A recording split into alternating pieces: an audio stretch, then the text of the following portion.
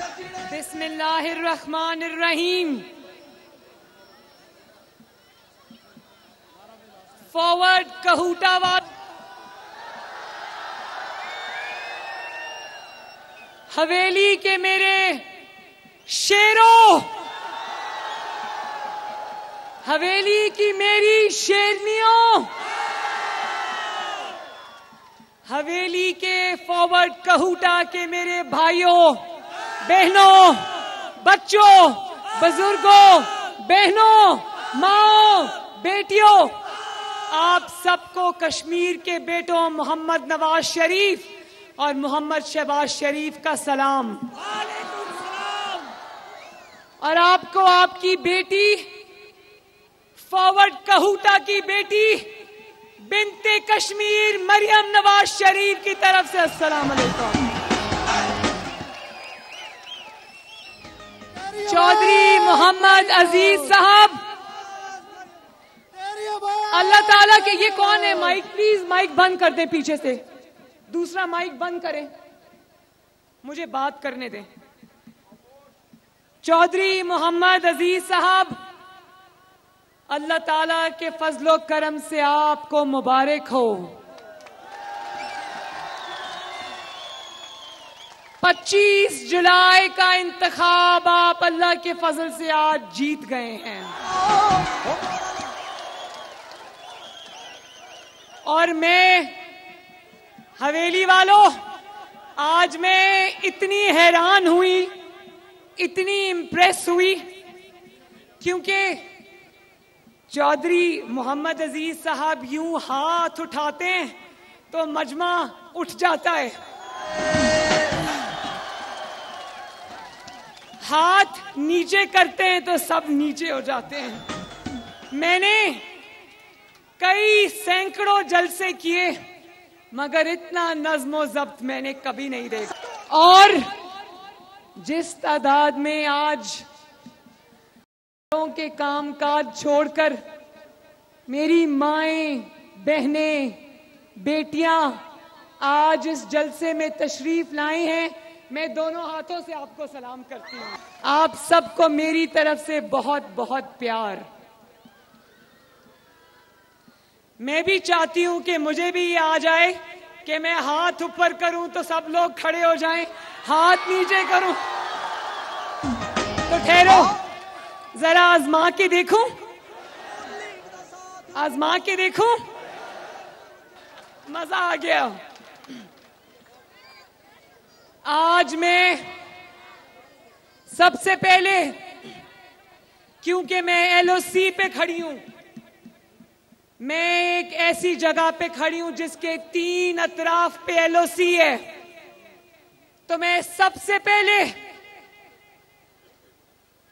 उन कश्मीरी, मकबूजा कश्मीर जो सरहद के एलओसी के उस पार हैं, हवेलियों के बासियों के साथ मिलकर मकबूजा कश्मीर के उन शहीद बेटों को, उनकी माओं को, उनकी बहनों को, उनके बुजुर्ग वालिदैन को मैं तहे दिल से सलाम पेश करती हूं। और मैं उनको ये कहना चाहती हूं, मकबूजा कश्मीर के मेरे भाइयों, बहनों, बुजुर्गों, माओ, बेटियों, कि आपकी कुर्बानियां इंशाअल्लाह ताला रायगा कभी नहीं जाएंगी। वो 1 लाख शुहदा जिन्होंने अपनी सरजमीन की आजादी के लिए अपना खून बहाया है, मरियम नवाज शरीफ आज एलओसी पर खड़ी होकर इंशाअल्लाह ताला आपसे ये वादा करती है कि नवाज शरीफ और आजाद कश्मीर के मेरे सब ये भाई आपका मुकदमा लड़ेंगे इंशाअल्लाह। और ना सिर्फ ये मुकदमा लड़ेंगे, बल्कि सिलेक्टेड की तरह कश्मीर को मोदी के हवाले नहीं करेंगे। इंशाअल्लाह ये नवाज शरीफ कश्मीरियों का मुकदमा लड़ेगा भी और जीतेगा भी। नवाज शरीफ जब कश्मीरियों का वकील होगा तो बुरहान वानी शहीद का मुकदमा उसने एक शेर की तरह अमेरिका में सलामती काउंसिल में लड़ा था। नवाज शरीफ जैसा शेर होगा तो दुश्मन के 5 एटमी धमाकों के जवाब में उसने 6 एटमी धमाके किए। उसने मुंह लटकाकर कश्मीरियों को यह नहीं कहा कि अगर भारत कश्मीर उचक कर ले गया तो मैं क्या कर सकता हूं। उसने सर फेंक कर यह नहीं कहा कि 2 मिनट की खामोशी इख्तियार करो। उसने ये रोना नहीं रोया कि मोदी मेरा फोन नहीं सुनता। कश्मीर का मुकदमा कमजोर नहीं है मेरे भाइयों, मेरी बहनों। कश्मीर का वकील, आजकल जो वकील है, जाली वकील जिसका नाम इमरान खान है, वो कमजोर है। ये मुकदमा सिर्फ नवाज शरीफ जैसा बहादुर लीडर लड़ सकता है। ये मुकदमा सिर्फ आजाद कश्मीर की ये शेरनी और शेर लड़ सकते। मेरे साथ मिलकर पहले सब आजादी का नारा लगाओ, जो कि मकबूजा कश्मीर के रहने वाले गयूर अवाम के लिए है, जो आजादी की जंग लड़ रहे हैं। भारत सुन लो, आजाद कश्मीर क्या कह रहा है। हम लेके रहेंगे, हम छीन के रहेंगे, अब मिल के रहेगी। माएं भी बोले, मेरे भाई भी बोले, जवान भी मांगे, अब मिल के रहेगी, हम लेके रहेंगे। इंशाअल्लाह आजादी लेंगे भी और सब मिलकर नवाज शरीफ की क़यादत में मकबूजा कश्मीर में जाएंगे इंशाअल्लाह। और जो नवाज शरीफ जो इस धरती का बेटा है, कश्मीर के साथ तो उसका खून का रिश्ता है ना, खून का।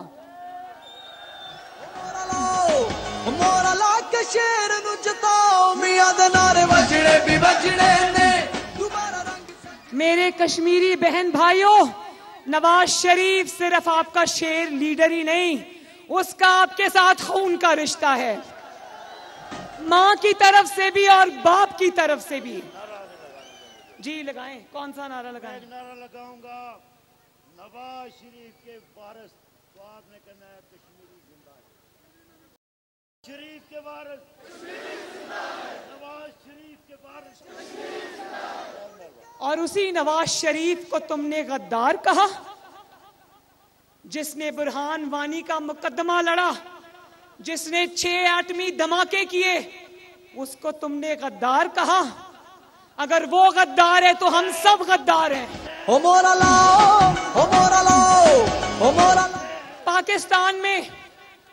पाकिस्तान में जो जितना बड़ा मुहिब्बे वतन होता है, उसको गद्दारी का भी उतना बड़ा लक़ब दिया जाता है।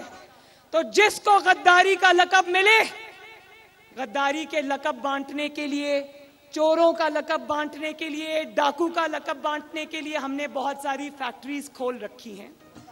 जिसका सियासी मुकाबला नहीं कर सकते, जिसका अवामी मुकाबला नहीं कर सकते, जिसको अवाम के मैदान में शिकस्त नहीं दे सकते, उसके लिए ये पटारियां खुल जाती हैं।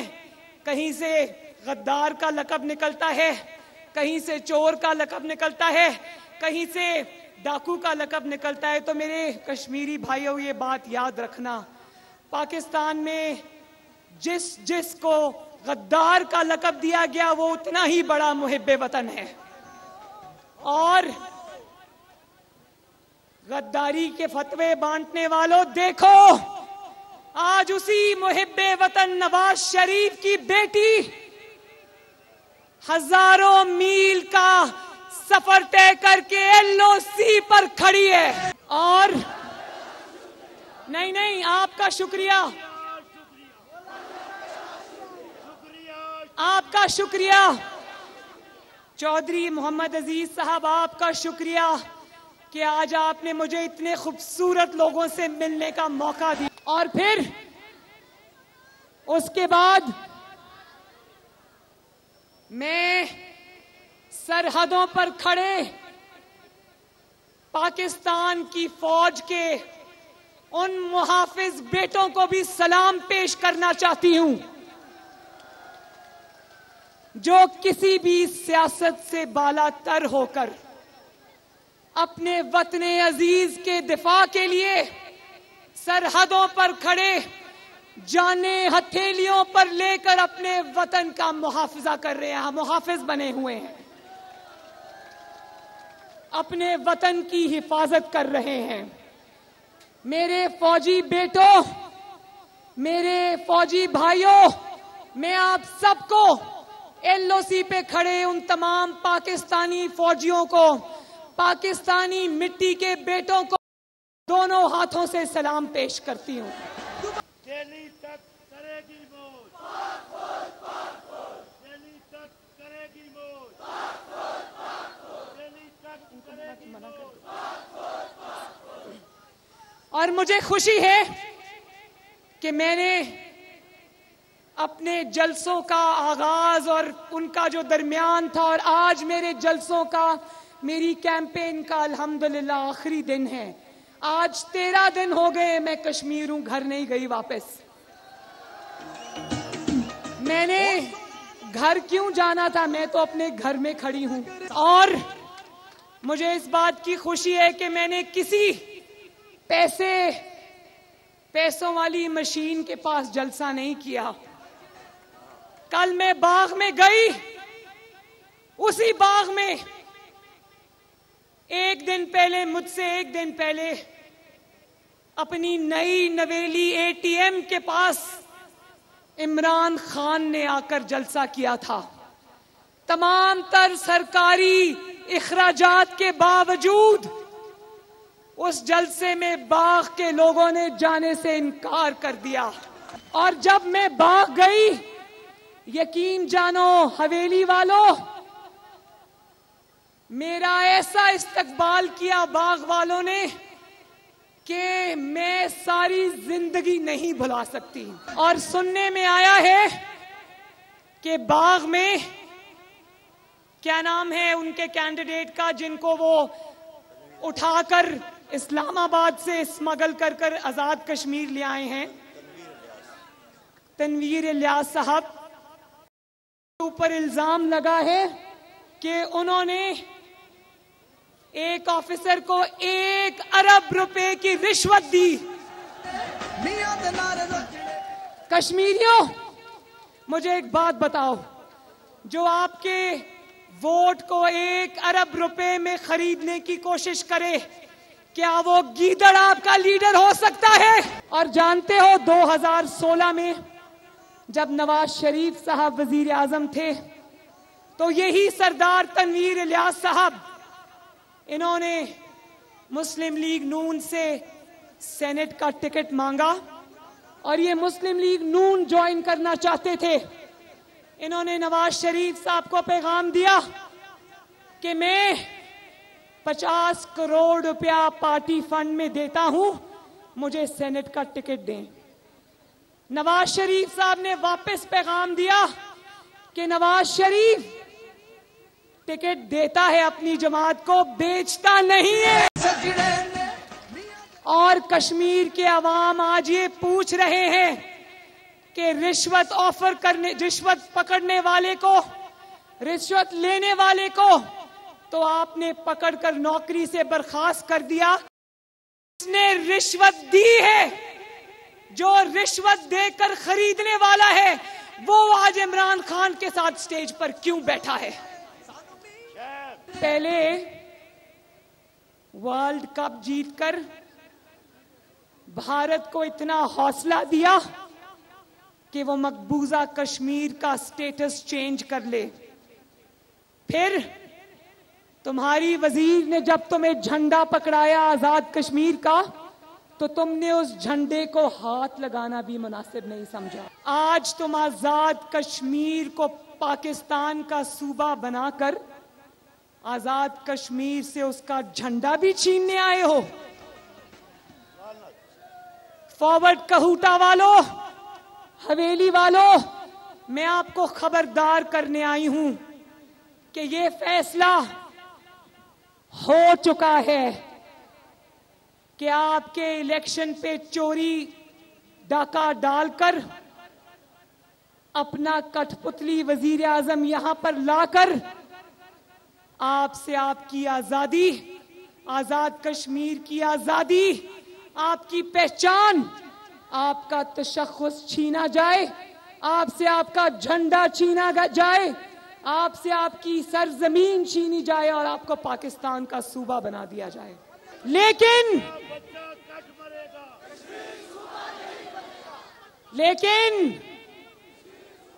लेकिन जाली लीडर, जाली वोट, जाली तख्तियां, जाली मैंडेट, जाली मंसूबे, जाली दावे करने वाले, याद रखो कि आजाद कश्मीर में तुम्हारा कोई जाली दावा नहीं चलेगा। मैं इमरान खान से ये पूछना चाहती हूं कि बोलो, सरदार तनवीर इलियास, जिसको पाकिस्तान तहरीके इंसाफ में कोई जानता ही नहीं था, जो अभी चंद साल पहले 2016 में नवाज शरीफ का टिकट मांग रहा था, उसके हाथों तुम कितने रुपए में बिके हो?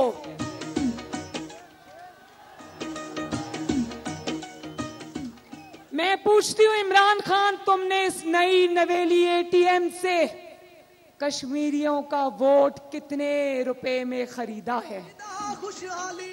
सोचो, जिसने सरकारी महकमे के एक अफसर को 1 अरब रुपया रिश्वत ऑफर की हो, उसने टिकट लेने के लिए इमरान खान को क्या दिया हो? ये भी मैं बता दूं कि ये मरियम नवाज शरीफ नहीं कह रही, ये इमरान खान नहीं कह रहा, ये अखबारात की रिपोर्ट्स खुद कह रही हैं कि 1 अरब रिश्वत के इल्जाम में उस सरकारी अफसर को यहां से नौकरी से बर्खास्त किया गया है। और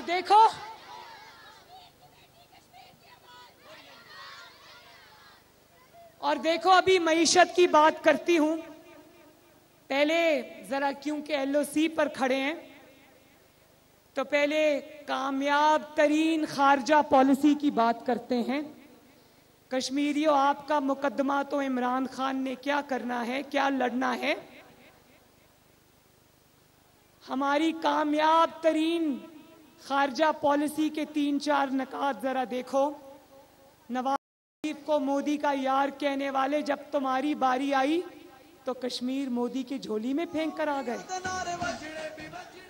और वापसी पर अवाम को ये कहते हो कि मैं वर्ल्ड कप लेकर आया हूं। तुम्हारी कामयाब खारजा पॉलिसी ये है कि सीपेक पे आज चाइना ने काम बंद कर दिया है। तुम्हारी कामयाब खारजा पॉलिसी ये है कि दासू डैम के ऊपर चाइनीज पर हमला होता है और 10 चाइनीज एहलकार मारे जाते हैं। तुम्हारी कामयाब पॉलिसी ये है कि चाइना, जो नवाज शरीफ के वक्त में प्रोजेक्ट्स, मंसूबे, पैसे लेकर पाकिस्तान आ रहा था, आज वो अपने लोगों की हलाकत की तहकीकात करने पाकिस्तान आ रहा है। तुम्हारी कामयाब खारजा पॉलिसी ये है कि दिन दिहाड़े इस्लामाबाद से अफगान सफारतकार की बेटी अगवा हो जाती है और तुम मुंह देखते रह जाते हो, और बजाय इसके कि तुम्हें उसके बाद कोई शर्म आए, तुम अफगानिस्तान से माफी मांगो कि मैं सफारतकारों की हिफाजत नहीं कर सका क्योंकि मैं सरकारी खर्चे पर आजाद कश्मीर में आकर वोट मांग रहा था। बजाय इसके कि तुम अफगान भाइयों से माफी मांगते, वजारत दाखिला के पता है क्या बयान आ रहे हैं उस बच्ची के बारे में जो अगवा हुई है, कि वो इसलिए अगवा हुई है कि वो वहां अकेली थी, वो टैक्सी में बैठी थी, शर्म आनी चाहिए तुम लोगों को ऐसी बातें करते हुए। ये कोई बहाना है? वो चाहे अकेली सफर कर रही थी या टैक्सी में बैठी थी, उसकी हिफाजत तुम्हारी जिम्मेदारी थी। अब क्या अपनी नाकामी छुपाने के लिए तुमने सफारती आदाब का भी मजाक बनाकर रख दिया? शर्म आनी चाहिए। और इनकी खारजा पॉलिसी की एक और बात बताऊं, जिस दिन शहीद बुरहान वानी की बरसी थी, उस दिन वजारत खारजा में नाच गाना हो रहा था।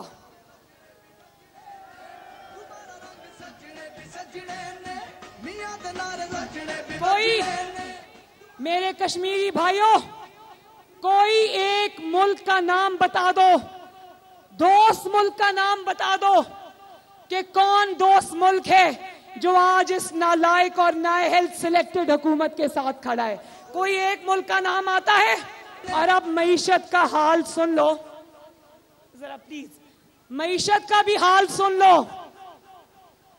नवाज शरीफ के वक्त में जीडीपी का मतलब था gross domestic product. Imran Khan के जमाने में जीडीपी का मतलब है गैस, डीजल, पेट्रोल। इतनी कामयाब मईशत जा रही है, मईशत इतनी तरक्की कर रही है कि चीनी की कीमतें आसमान पर, पेट्रोल की कीमतें आसमान पर, आटे की कीमतें आसमान पर, डीजल की कीमतें आसमान पर, बिजली की कीमतें आसमान पर, गैस की कीमतें आसमान पर। और इतनी मुश्किल से, इतनी मेहनत के बाद नवाज शरीफ ने जिन अंधेरों से, अल्लाह ताला के फजलो करम से जिन अंधेरों से मुल्क को निकाला था, याद है ना नवाज शरीफ से पहले का वो वक्त जब मुल्क में 20-20, 22-22 घंटे लोड शेडिंग होती थी? याद है ना? वो लोड शेडिंग नवाज शरीफ 3 साल में 0 पर ले आया था। अब जानते हो पाकिस्तान में 1 घंटा बिजली आती है, 1 घंटा बिजली जाती है। उस 0 लोड शेडिंग को 12, 14, 16 घंटे की लोड शेडिंग पर लाने के लिए इतनी बड़ी नालायकी और नाअहली चाहिए होती है। और फिर मुझे तो यही सुनने को मिलता था, ये बहुत जरूरी बात है हवेली वालों, मुझे तो मीडिया का एक हिस्सा जो कि प्रोपेगेंडा पे मामूर है, उनसे तो मुझे यही सुनने को मिलता था कि नवाज शरीफ और मरियम नवाज फौज के खिलाफ हैं और फौज नवाज शरीफ और मरियम नवाज के खिलाफ है, और फौज ने मरियम नवाज के चेहरे पे रेड क्रॉस लगा दिया है। मेरा और नवाज शरीफ का तो मुझे पता था कि ये झूठ है, लेकिन मेरी कश्मीर के कैंपेन के दौरान मैं बहुत सारे इलाकों में एलओसी पर गई। यहाँ पर चप्पे चप्पे पर फौजी जवान अपनी ड्यूटीज अदा कर रहे हैं। मैं ये बात आपको बताऊं जो आप लोगों के लिए शायद इंकशाफ होगा। उन प्रोपेगेंडिस्ट के मुंह पे तब थप्पड़ पड़ा जब हर फौजी जो मेरे रास्ते में खड़ा था उसने सीने पे हाथ रख के मेरा इस्तकबाल किया। और एक फौजी ने मेरी गाड़ी रोककर मुझे ये कहा, उसने पहले इजाजत ली कि मैं दूसरे दरवाजे पे जहां मैं बैठी थी, उसने कहा मैं उधर आ जाऊं। मैंने कहा आओ बेटा, वर्दी में था। उसने कहा कि मैडम आपकी स्पीचेस हमें मोबाइल रखने की इजाजत नहीं, आपकी स्पीचेस हम रेडियो पे सुनते हैं। और मैं से ये कहना चाहती हूं कि पैसे वाली मशीनों के पास जाके जाली जलसे, वो भी जलसियां क्यों करते हो? इधर आओ ना जरा, एलओसी पर जाओ ना जरा, नीलम वैली जाओ ना जरा लीपा वैली, जहां मरियम नवाज अपने फौजी भाइयों और बेटों के दरमियान से होकर आई है। जाओ जरा एलओसी के ऊपर और उन फौज के बेटों का हाल पूछो, उन फौजी जवानों का हाल पूछो जो अपनी जान हथेली पर लेकर अपने सीनों पर गोलियां खाने के लिए एलओसी पर खड़े हैं। जरा पूछो उनसे जाकर कि वो वतन की हिफाजत की फिक्र करें, सरहदों की फिक्र करें, या अपने घर में तुमने उनकी तनख्वाहें 3 साल से नहीं बढ़ाई, या वो अपने घर में आटा, चीनी, बिजली के बिल, गैस के बिल, दवाइयों के बिलों की फिक्र करें। बताओ मुझे, वो वतन की हिफाजत करें या उनको अपने घर में अपने माओ बहनों बच्चों की फिक्रें खाए जाएं। नवाज शरीफ था ना, तो इनकी तनख्वाहों में रोज हर रिकॉर्ड इजाफा हुआ करता था, क्योंकि नवाज शरीफ को यह एहसास था कि ये सरहदों पर खड़े हैं, अपने घरों से दूर हैं, इनको इनके घर में अखराजात की परेशानी नहीं होनी चाहिए। लेकिन इमरान खान जैसी नहूसत ऐसी पाकिस्तान पर छाई है कि आज फौजी जवानों के घरों में भी फिक्रें हैं, परेशानियां हैं। तो मैं इमरान खान से कहती हूं, जरा आओ जरा सरहदों पर जाओ और फौजी जवानों का हाल पूछो।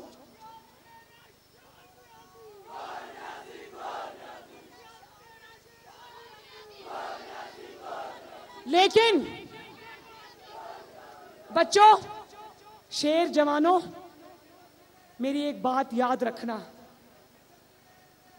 कि जहां हम अपनी फौज को के साथ खड़े हैं, फौजी जवानों के पीछे उनकी सपोर्ट बनकर खड़े हैं, वहीं पर अगर चंद अफराद ने जिनका नाम नवाज शरीफ ने लिया है, अगर उन्होंने अपनी आईनी हदूद से तजावुज किया जैसा कि उन्होंने पहले किया है, तो याद रखो, ना नवाज शरीफ चुप बैठेगा, ना मरियम नवाज चुप बैठेगी, और ना पाकिस्तान के अवाम चुप बैठेंगे।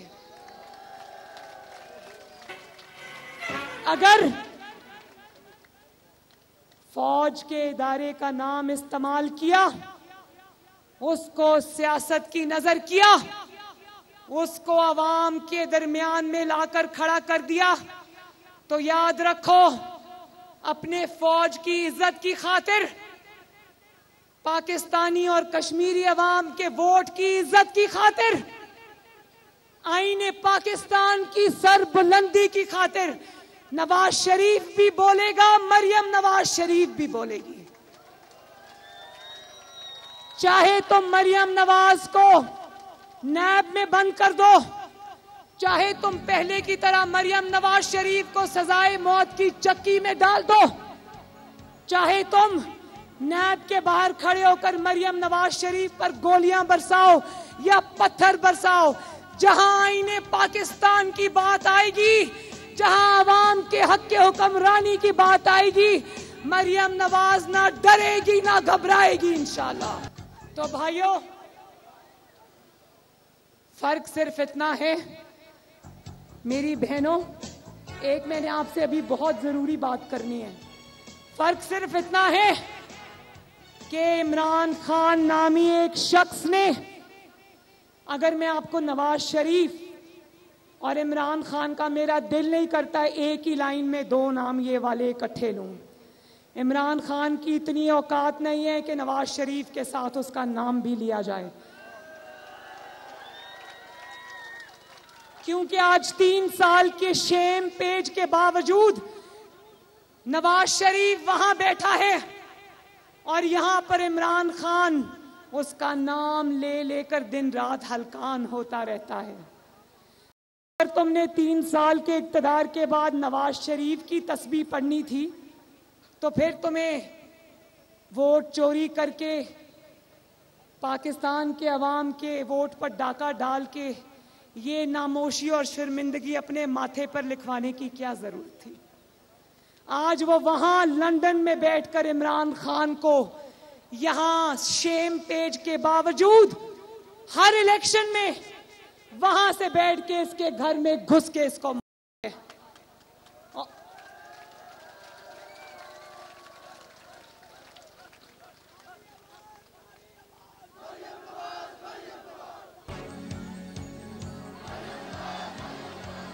और अगर मैं दो जुमलों में आपको नवाज शरीफ और इमरान खान का फर्क बताऊं तो वो ये होगा, इमरान खान ने अपनी कुर्सी की खातिर 22 करोड़ अवाम की, उनकी खुशियों की, उनके वोट की कुर्बानी दी।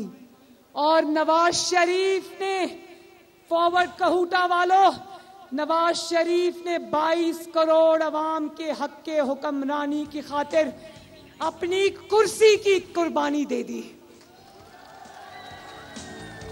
अपनी हुकूमत की कुर्बानी दे दी।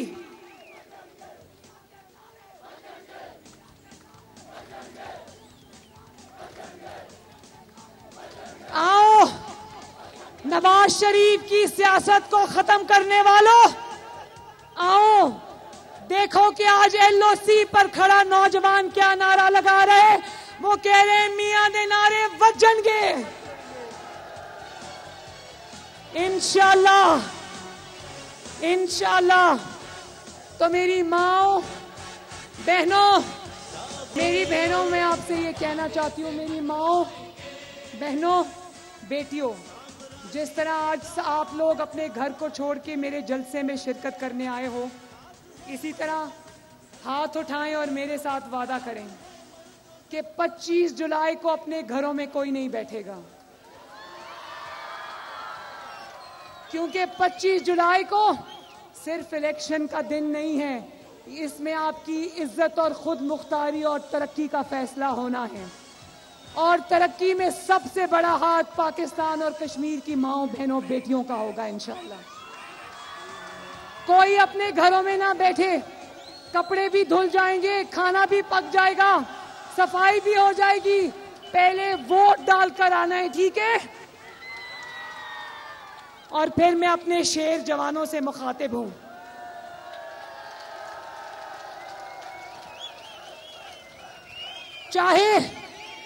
चाहे वो शेर जवान एमएसएफ का जवान हो, या यूथ विंग का जवान हो, या वो नवाज शरीफ का दीवाना और मतवाला हो। मैं आप सबसे ये कहना चाहती हूं कि 25 जुलाई को मार्के का दिन करीब आ रहा है। आपने जितने जोश से वोट को इज्जत दो का नारा लगाया, उससे ज्यादा जोश से 25 जुलाई को आपने वोट को इज्जत दिलवा के रहनी। जब तक आपको दस्तखत शुदा साइंड कॉपी रिजल्ट की नहीं मिल जाती, आपने अपने घरों को वापस नहीं आना, ठीक है? और अगर आपको कोई वोट चोरी करते हुए नजर आ जाए तो फिर उसके साथ वही सलूक करना है जो आपने कश्मीरियों पर फायरिंग करते हुए अमूरे कश्मीर के वजीर के लोगों के साथ किया था। और चौधरी मोहम्मद अजीज साहब, अगर आजाद कश्मीर के नताइज तब्दील करने की कोशिश की गई, जो सुन रहा है सुन ले, मरियम नवाज शरीफ कश्मीर के इस जम्मे गफीर के साथ खड़ी होकर आपको तंबीह कर रही है, आपको वार्निंग दे रही है कि वो इलेक्शन जो अल्लाह ताला के फजलो करम से नवाज शरीफ जीत चुका है, अगर वो नवाज शरीफ का जीता हुआ इलेक्शन तुमने धौंस और धांधली से अपने नाम लगाने की कोशिश की, तो याद रखो तुम्हारे साथ बहुत बुरा होने वाला है।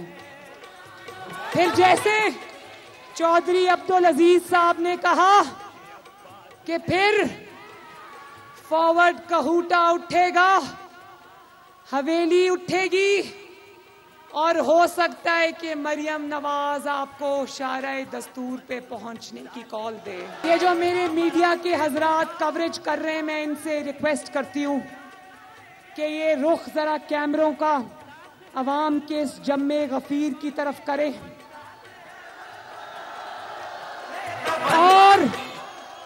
और बता दें वोट चोरों को जो घात लगाकर बैठे हैं कि तुम्हारे जलसे, जिनको कश्मीर की आवाम ने जलसियों का नाम दिया है, तुम्हारे तो अब कैंडिडेट्स भी बोल उठे हैं कि इमरान खान साहब पाकिस्तान यहाँ जाओ वापस, हमारे हलके में ना आना, जो 4 वोट हमको मिलने हैं वो भी नहीं मिलेंगे।